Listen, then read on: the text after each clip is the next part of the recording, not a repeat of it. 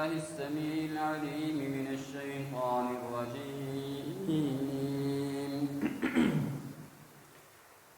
قال الله تبارك وتعالى في كلامه المجيد: لقد من الله على المؤمنين إذ بعث فيهم رسولا منهم يتلو عليهم آياته ويزكيهم ويعلمهم الكتاب والحكمة وإن كانوا من قبل لفي ضلال مبين.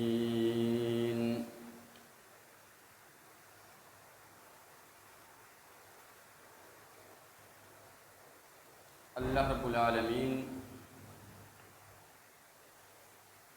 قرآن کریم میں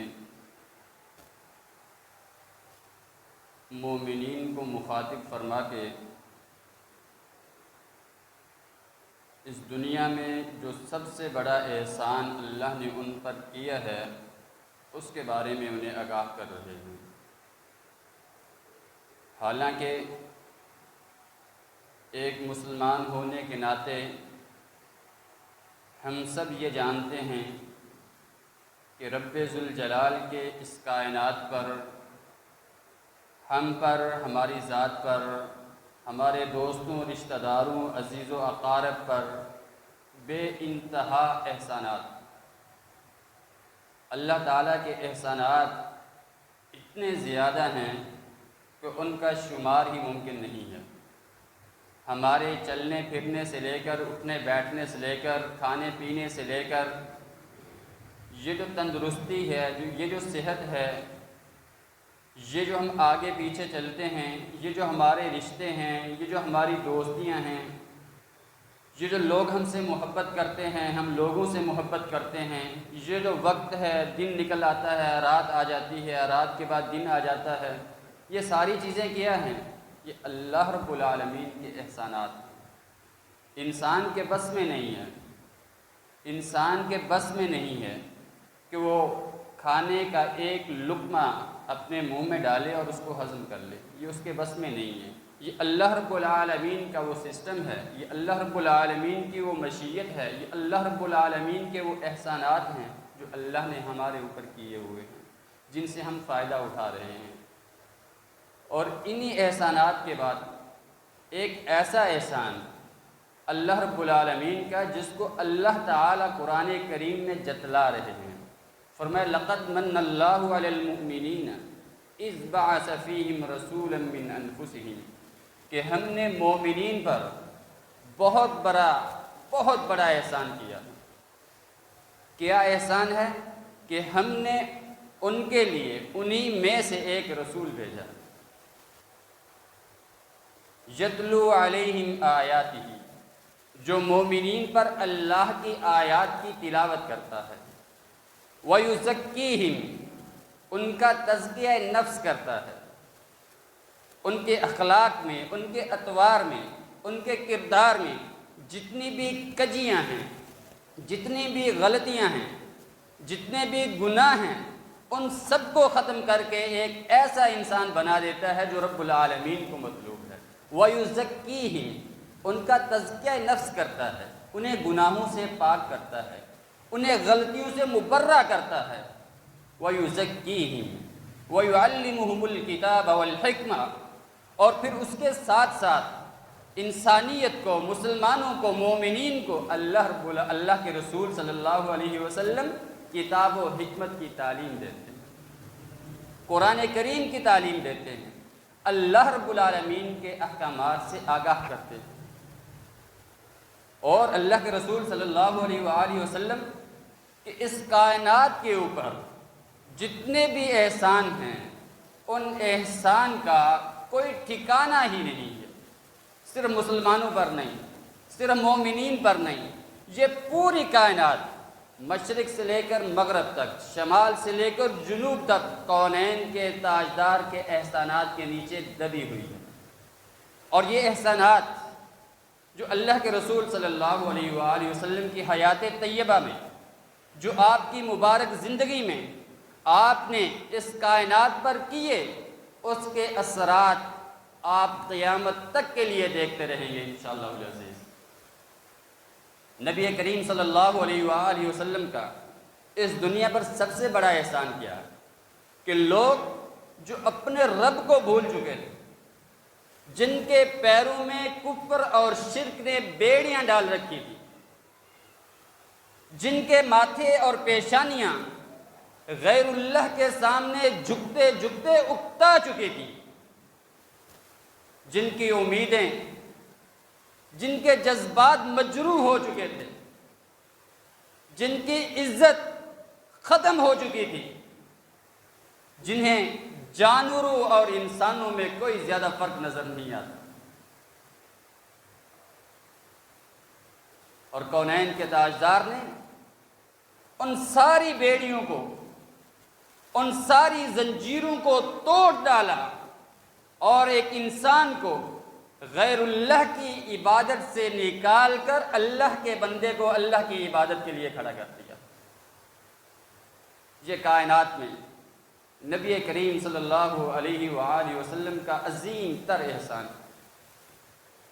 اور اسی بات کو اللہ تعالیٰ نے قرآن کریم میں جتلا کر بیان فرمایا ہے کہ ہم نے مومنین کے اوپر احسان کیا کہ ان میں ان کے تزکیہ نفس کے لیے ہم نے ایک رسول بنا کر بھیجا، جن پر اللہ کی آیات کی تلاوت کرتا ہے، انہیں کتاب و حکمت کی تعلیم دیتا ہے۔ حالانکہ آپ جانتے ہیں کائنات کا کوئی ذرہ، کائنات کی کوئی ایک چیز بھی اللہ کے حکم کے علاوہ حرکت تک نہیں کر سکتی۔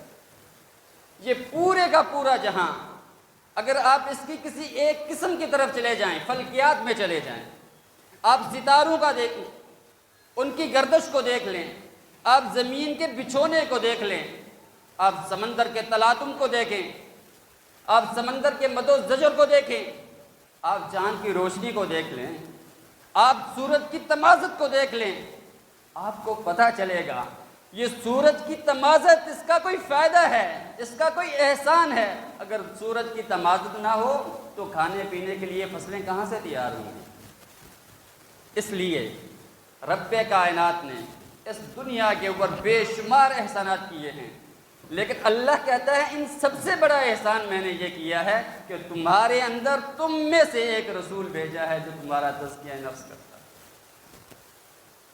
جو تمہیں گناہوں سے پاک کرتا ہے، تمہیں غلطیوں سے مبرہ کرتا ہے، شرک و کفر اور بدعت و ضلالت کی جتنی بیڑیاں تمہارے پاؤں میں ڈلی ہوئی ہیں، ظلمت کے جتنے اندھیرے ہیں، ان سب کو ختم کر کے اللہ کے نبی نے ایک انسان کو اللہ کے سامنے کھڑا کر دیا، اس کو سد مسجود کر دیا، اس کو بتا دیا کہ تیرا رب کون ہے۔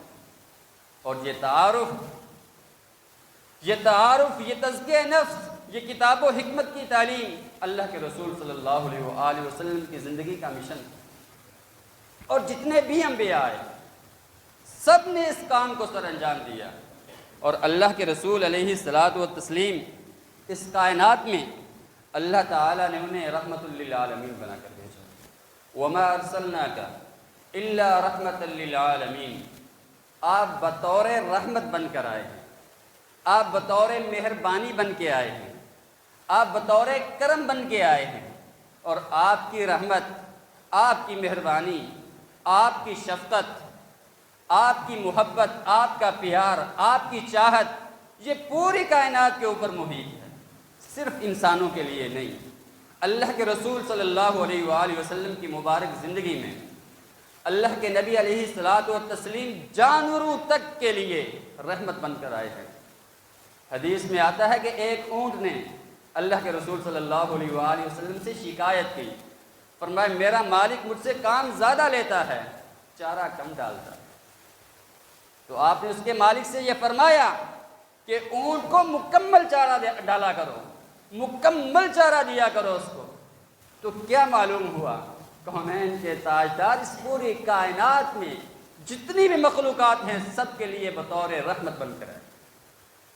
آپ پرندوں کے لیے رحمت ہیں، آپ پوری انسانیت کے لیے۔ دیکھیں جنگ و جدال کے اندر آج کہا جاتا ہے جنگ میں اور محبت میں سب چیزیں جائز ہیں، اور جائز تھی، اور آج بھی لوگ یہ سمجھتے ہیں۔ لیکن کونین کے تاجدار نے کیا فرمایا تھا؟ آپ نے فرمایا جہاد کے اندر جب میرے سپاہی، میرے اصحاب جائیں گے میدان کفر میں کھڑے ہو کر کفر کو للکاریں گے، تو اس وقت بھی آپ نے فرمایا بچوں کے اوپر ہاتھ نہیں اٹھانا، عورتوں کی عزتوں کو تار تار نہیں کرنا، بھلے آپ کو کفر نے کتنا بھی نقصان دیا ہو۔ یہ تعلیم کس نے دی تھی؟ دنیا میں نہ تھی نہ ہے۔ اگر یہ تعلیم کسی نے دی ہے تو محمد رسول اللہ صلی اللہ علیہ وآلہ وسلم۔ آپ نے فرمایا عورتوں پر ہاتھ نہیں اٹھانا، آپ نے فرمایا بچوں پر ہاتھ نہیں اٹھانا، آپ نے فرمایا جو تم سے لڑنے کے لیے اپنے گھر سے نہیں نکلتا اس پر تلوار کو نہیں تاننا، آپ نے فرمایا اگر کسی آبادی کے اندر آپ کامیاب ہو جاتے ہیں، آپ فتح یاب ہو جاتے ہیں، اس کی فصلوں کو، اس کے باغات کو تاراج نہیں کرنا۔ آپ نے فرمایا کنویں کے اندر جس سے پانی لیا جاتا ہے اس پانی کے اندر کوئی نقصان نہیں کرنا، کوئی زہر نہیں ملانا۔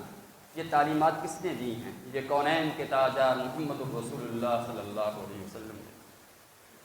دنیا گر ڈھونڈے گی ثانی محمد، دنیا گر ڈھونڈے گی ثانی محمد۔ ثانی تو بڑی چیز ہے، سایہ بھی نہ ملے گا، ایسا کہاں سے لاؤں تجھ سا کہوں جسے۔ اور یہ اللہ کے نبی علیہ الصلوۃ والتسلیم تھے جنہوں نے اس کائنات کو جو آگ کے شعلوں میں جل رہی تھی، جو ظلمت کے گپ اندھیروں میں بھٹک رہی تھی، اس کو ایک روشنی دی، اس کو ایک راستہ دیا، اس کے زخموں پر آپ نے مرہم رکھا۔ انسانیت جو صدیوں سے پس چکی تھی، بٹ چکی تھی، گمراہ ہو چکی تھی، ان سب کو آپ نے صراط مستقیم کا راستہ دکھایا۔ وہ نبیوں میں رحمت لقب پانے والا اور مرادیں غریبوں کی پر لانے والا، وہ اپنے پرائے کا غم کھانے والا، یہ تھے نبی محترم، یہ تھے نبی مکرم، یہ تھے ہمارے آقا، یہ تھے ہمارے رہبر، یہ ہیں ہمارے رہنما۔ اور اللہ کا قرآن کہتا ہے، اللہ کا قرآن لقد جاءکم رسول من انفسکم عزیز علیہ ما عنتم حریص علیکم بالمؤمنین رؤوف الرحیم، کہ ہم نے آپ کے اندر ایک ایسا رسول بھیجا ہے، آپ کی تکلیف اس کو گراں گزرتی ہے۔ جب آپ کو تکلیف ہوتی ہے تو اس نبی کو تکلیف ہوتی ہے، اس نبی کو تکلیف ہوتی ہے۔ حریص علیکم بالمؤمنین رؤوف الرحیم، اور جب آپ کو نفع ملتا ہے، آپ خوش ہوتے ہیں تو وہ نبی خوش ہو جاتا ہے، اور مومنین پر بڑی ہی شفقت کرنے والا ہے، بڑی شفقت کرنے والا ہے وہ نبی علیہ الصلوۃ والتسلیم۔ آپ فرمائیں گے قرآن کریم کی آیت کا ترجمہ سنا دیا، بتاؤ کیسے ہو سکتا ہے آپ کی مشقت، آپ کی تکلیف کونین کے تاجدار کو گوارا نہیں کی۔ اس لیے آپ نے فرمایا تھا اسلام آسانی کا نام ہے، اسلام کے اندر آسانی کو لاؤ، آسانی کو اختیار کرو، تکلیف اور مشکلات اور مسائل کی طرف نہیں جاؤ۔ آسانی کا نام ہے اسلام، اور اسلام کے اندر اللہ نے آسانی دی ہے۔ کونین کے تاجدار علیہ الصلوۃ والتسلیم معراج پہ گئے، معراج پہ گئے نا، اللہ رب العالمین نے فرمایا اے محمد تیری امت کے لیے میں نے 50 نمازیں رکھی ہیں۔ آپ نے کیا فرمایا تھا؟ یا اللہ کچھ کمی ہو جائے، 5 کم ہوئی، 5 کم ہوئی، 5 کم ہوئی، چلتے چلتے کیا ہوا؟ آخری 5 رہ گئی۔ کیا تھا؟ آپ کو علم تھا کہ میری امت مشقت میں چلی جائے گی، میرے لوگ تکلیف میں چلے جائیں گے۔ آپ نے اللہ سے درخواست کی اے اللہ میری امت اتنی نمازیں پڑھنے کے قابل نہیں ہے، اللہ کو رعایت فرما دے۔ صحیح بخاری اٹھا کر دیکھیے، کونین کے تاجدار نے فرمایا لولا ان اشق علی امتی لامرتہم بالسواک مع کل صلاۃ۔ آپ کو مسواک سے بہت محبت تھی، آپ اٹھتے بیٹھتے چلتے پھرتے گھر سے نکلتے گھر میں آتے ہوئے مسواک کرتے۔ آپ نے کیا فرمایا؟ آپ نے فرمایا اگر مجھے یہ مشکل کا، اس مشکلات کا نہ ہوتا کہ میری امت کی نماز میں ہر نماز کے ساتھ مسواک کو اللہ رب العالمین فرض کر دے گا تو میں مسواک کے لیے اور بھی زیادہ اہتمام فرماتا. اس لیے کہ یہ اللہ کو اتنی پسند ہے کہ کہیں اللہ اس کو ہر نماز کے ساتھ فرض نہ کر دے. آپ نے اور کیا کیا تھا؟ کونین کے تاجدار نے تراویح پڑھی. کتنے دن؟ پہلا دن، دوسرا دن، تیسرا دن اللہ کے سامنے کھڑے ہوتے تھے نا، اللہ کے سامنے گڑ گڑاتے تھے نا، اللہ سے ہم کلام ہوتے تھے نا. تراویح پڑھی. چوتھے دن تراویح نہیں پڑھی. کیوں نہیں پڑھی؟ کونین کے تاجدار نے فرمایا اس لیے اگر میں تراویح اسی انداز سے پڑھتا چلا جاؤں گا تو کہیں اللہ رب العالمین اس کو فرض بنا کر نازل نہ کر دے. اس لیے میں اپنی امت کی مشقت سے، اس کی تکلیف سے ڈرتا ہوں. چوتھے دن آپ نے نماز تراویح نہیں پڑھی اور فرمایا جو پڑھے گا اس کو اللہ رب العالمین اجر عطا فرمائیں. یہ تھے کونین کے تاجدار علیہ الصلوۃ والتسلیم. یہ تھی آپ کی تعلیمات.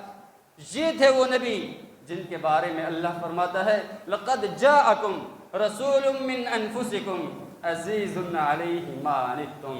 ہم نے ایسا رسول بھیجا ہے، ایسا رسول بھیجا ہے جب آپ کو کوئی تکلیف ہوتی ہے تو اس رسول کو خود تکلیف ہو جاتی ہے. حریص علیکم بالمؤمنین رؤوف الرحیم. اور جب آپ خوشی فیل کرتے ہو، آپ خوش ہو جاتے ہیں، وہ رسول بھی خوش ہو جاتا ہے. مومنین کے ساتھ بڑی شفقت کرنے والا، بڑا پیار کرنے والا، بڑی محبت کرنے والا ہے. یہ قرآن کریم کی آیت یہ کس سے مخاطب ہے؟ یہ مجھ سے مخاطب ہے، یہ آپ سے مخاطب ہے. یہ قرآن کس سے باتیں کر رہا ہے؟ جب قرآن کہتا ہے یا ایھا الذین آمنوا، جب قرآن کہتا ہے لقد من اللہ علی المؤمنین، قرآن کس سے باتیں کر رہا ہوتا ہے؟ قرآن مجھ سے اور آپ سے باتیں کر رہا ہوتا ہے. قرآن کی دعوت میرے لیے اور آپ کے لیے ہے. قرآن کا مخاطب میں اور آپ ہوں. اور جس دن ہم نے قرآن کو اس انداز سے پڑھ لیا کہ انسان قرآن کا مخاطب ہم خود ہیں تو ہمیں قرآن سمجھ آنا شروع ہو جائے گا. علیہ الصلاۃ والتسلیم. اس لیے میں نے کہا کہ کونین کے تاجدار علیہ الصلاۃ والتسلیم اس کائنات کے لیے، پوری کائنات کے لیے باعث رحمت بن کر آئے. صرف مسلمانوں کے لیے نہیں، صرف مومنین کے لیے نہیں، آپ اپنے پڑوس کے لیے، پڑوس میں یہودی ہو تب بھی، عیسائی ہو تب بھی، آپ جانوروں کے لیے، آپ جنات کے لیے، آپ پوری کائنات کے اندر جتنی بھی مخلوقات ہیں سب کے لیے رحمت بن کر آئے اور تمام مخلوقات کو حقوق دیے کونین کے تاجدار علیہ الصلوۃ والتسلیم. لقد جاءکم رسول من انفسکم عزیز علیہ ما عنتم حریص علیکم بالمؤمنین رؤوف الرحیم. اور آپ کی شفقت کا، آپ کے پیار کا کیا عالم ہے. صحیح بخاری اٹھائیے، کونین کے تاجدار نے فرمایا، آپ نے فرمایا نماز پڑھتا ہوں تو دل چاہتا ہے نماز کو اور بھی طویل کرتا چلا جاؤں، نماز کو طویل کرتا چلا جاؤں، لمبا لمبا قیام کروں، اللہ کے سامنے لمبے رکوع کروں، اللہ کے سامنے لمبے سجدے کروں، لمبے لمبے سجدے کروں، نماز کو طویل کرتا چلا جاؤں. آپ نے فرمایا جب میں نماز پڑھا رہا ہوتا ہوں، میرے پیچھے مسلمان نماز پڑھ رہے ہوتے ہیں، مسلمان خواتین نماز پڑھتی ہیں، پھر جب ان کے بچے کے رونے کی آواز میرے کان میں پہنچتی ہے، آپ نے فرمایا میں اپنی نماز کو مختصر کر دیتا ہوں، میں اپنی نماز کو مختصر کر دیتا ہوں. اس لیے کہ آپ علیہ الصلوۃ والتسلیم مومنین کے اوپر شفقت کرنے والے ہیں، آپ ان سے پیار کرنے والے ہیں، آپ ان سے محبت کرنے والے ہیں، آپ ان کا خیال رکھنے والے ہیں. لقد جاءکم رسول من انفسکم. اسی لیے اللہ نے کہا کہ رسول ایسا آیا ہے، تمہیں خوشی ہوتی ہے تو رسول خوش ہو جاتا ہے، اور جب تمہیں کوئی تکلیف ہوتی ہے تو رسول بھی تکلیف میں مبتلا ہو جاتا ہے. عبداللہ بن عمر بن عاص رضی اللہ تعالی عنہ کونین کے تاجدار کے صحابی ہیں. فرماتے ہیں عیسیٰ علیہ الصلوۃ والتسلیم سے متعلق اللہ کے نبی نے ایک آیت کی تلاوت کی، ان تعذبہم فانہم عبادک وان تغفر لہم فانک انت العزیز الحکیم. عیسیٰ علیہ السلام نے اللہ سے کیا کہا تھا فرمایا اللہ یہ میرے لوگ، یہ میری قوم، ان تعذبہم فإنہم عبادک، اللہ اگر تو ان کو عذاب دے تو یہ تیرے بندے ہیں، وَإِن تَغْفِرْ لَهُمْ، اور اگر تو بخش دے فَإِنَّكَ أَنْتَ الْعَزِيزُ الْحَكِيمُ، تو تو بخشنے پہ قادر ہے اللہ۔ عمر بن عاص کہتے ہیں اللہ کے رسول نے اس آیت کی تلاوت کی اور اس کے بعد کہا اللہم امتی امتی، میں نے دیکھا کہ کونین کے تاجدار نے اپنے دونوں ہاتھوں کو اٹھایا ہے، امتی امتی، یہ الفاظ میں نے اپنے کانوں سے سنے۔ فرمایا اس کے بعد آپ کی آنکھوں سے آنسو جاری ہو گئے۔ عبداللہ بن عمر بن عاص رضی اللہ تعالیٰ عنہ فرماتے ہیں وہ آپ کی آنکھ سے نکلنے والا آنسو چاند سے زیادہ روشن تر چہرے کے اوپر ابھی آیا ہی تھا کہ آسمان سے رب العالمین نے جبریل امین کو بھیجا، جبریل جائیے میرے نبی سے پوچھ کے آئیے کیا مسئلہ ہے، کیوں پریشان ہیں، آپ کی آنکھوں میں آنے والے آنسو اللہ تعالیٰ کو اچھے نہیں لگتے، آپ کہیے کیا کہنا چاہتے ہیں۔ جبریل آیا کونین کے تاجدار کے پاس، یا محمد اللہ رب العالمین نے بھیجا ہے، آپ پریشان ہیں، آپ کی آنکھوں میں آنسو آئے ہیں، کیوں، کس وجہ سے؟ اللہ کے نبی نے فرمایا میں اللہ سے یہ دعا کرتا ہوں اے اللہ قیامت کا دن ہوگا، حساب و کتاب کا دن ہوگا، میدان محشر ہوگا، تب میری امت کا کیا بنے گا، اللہم امتی اللہم امتی۔ جبریل نے بات سنی، واپس گئے، کہا اللہ تیرا نبی اپنی امت کی وجہ سے رو رہا ہے کہ قیامت کے دن میری امت کا کیا بنے گا۔ رب العالمین کی رحمت جلال میں آئی، رب ذوالجلال کی رحمت جلال میں آئی، کہا جبریل جاؤ واپس جاؤ، جا کر کے میرے نبی سے کہہ دو اِنَّا سَنُرْضِيكَ فِي أُمَّتِكَ وَلَا نَسُوءُكَ، اے نبی اللہ کہہ رہا ہے آپ کی امت کے بارے میں آپ کی جو رضامندی ہوگی ہم وہ رضامندی کر کے رہیں گے اور آپ کو کبھی تکلیف نہیں دیں گے۔ یہ تھے میرے نبی، یہ تھے محمد الرسول اللہ صلی اللہ علیہ وآلہ وسلم، اور میرے رب نے کتنے پیار سے، کتنی محبت سے، کتنی چاہت سے بلایا ہے، کیسے کیسے مخاطب کیا۔ فرمایا میرا محبوب میرا شمس الضحیٰ بھی ہے، میرا محبوب میرا بدر الدجا بھی ہے، وہ تو والی بطحا ہے، وہ تو خیر الورا ہے، وہ تو سید الاتقیاء ہے، وہ تو امام الانبیاء ہے، وہ تو صاحب المعراج والاسراء ہے، وہ میرا مصطفیٰ ہے، وہ میرا مجتبیٰ ہے، وہ میرا مزمل ہے، وہ میرا مدثر ہے، وہ میرا رسول ہے، وہ میرا نبی ہے۔ اللہ اکبر، یہ اللہ کا پیار دیکھیں۔ اسی لیے کائنات کے اندر کوئی ایک ہستی بھی ایسی نہیں ہے جس کا مقام، جس کی شان، جس کا مرتبہ، جس کی رفعت، جس کی عظمت کونین کے تاجدار علیہ الصلوۃ والتسلیم سے بڑھ کر ہو۔ اس لیے کہ اللہ نے فرمایا ہے أَلَمْ نَشْرَحْ لَكَ صَدْرَكَ وَوَضَعْنَا عَنْكَ وِزْرَكَ الَّذِي أَنقَضَ ظَهْرَكَ وَرَفَعْنَا لَكَ ذِكْرَكَ۔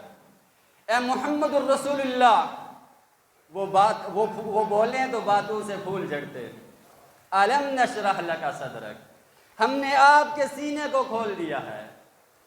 کہ ہم نے آپ کے سینے کو نہیں کھولا، آپ بات کرتے ہیں تو لوگ سکتے میں چلے جاتے ہیں، لوگ کسی اور دنیا میں پہنچ جاتے ہیں، آپ کی بات میں، آپ کی زبان میں اللہ نے اتنا اثر رکھا ہے۔